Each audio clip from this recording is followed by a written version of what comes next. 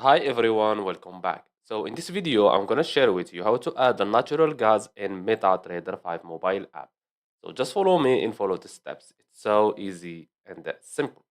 So first of all, open your MetaTrader 5, then go to the bottom left and click on codes.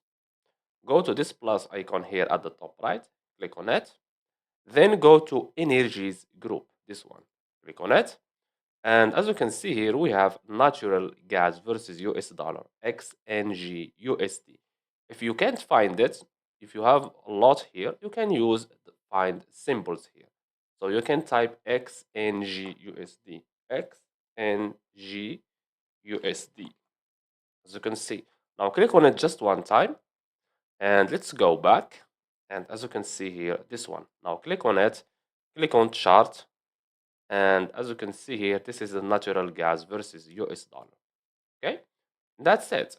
So I hope you found this video helpful. Don't forget to give us a like and subscribe. Thanks for watching and see you on the next one.